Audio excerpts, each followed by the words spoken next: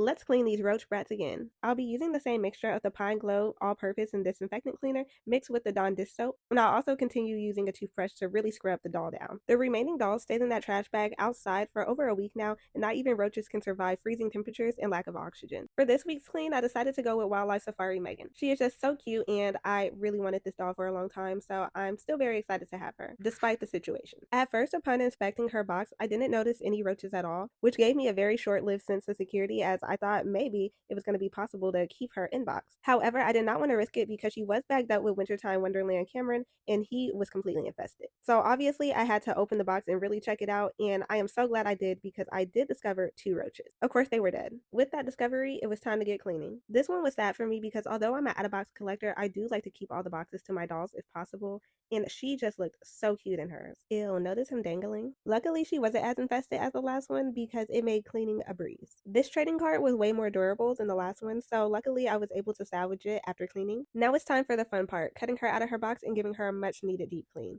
I didn't feel like cleaning the brush, and although that looks like it's just rubber band, I decided to toss the brush anyway. Bye bye, little guy. I didn't see any roach eggs on the exterior of anything, which is obviously a good sign, but you can never be too careful. Time for some roach facts. Did you know that cockroaches could live up to a week without their heads, or that they can hold their breath for up to 40 minutes? They can also run up to 3 miles per hour. That's a lot. Some female cockroaches can mate once and stay pregnant for life. And the wildest fun fact, for me at least, is that cockroaches like to be touched. That should be nice for any of you guys that wants a pet cockroach. Moving on, as you can see, I'm giving her a nice deep scrub, including washing her hair. I'm moving on to the accessories now, even the ones that were encased in plastic, just because I'll feel more comfortable with them being clean. Also, some of them had sticky rubber band residue left on them, so I had to get that off. As for the fabric materials, I made sure to give them a nice thorough scrub inside and out. After this, everything was ready for part 2 of the cleaning process. The next step is to fill my portable washing machine up with water, laundry detergent, disinfectant cleaner, and some scent boosters. Then in goes the clothes for a couple of wash cycles. I got this from Amazon, by the way, for everyone asking. While those were washing, I gave Megan a very good rinse, and I even treated her hair. I just used some conditioner and some silicone mix, and I just let that sit in her hair for a while before I brushed it through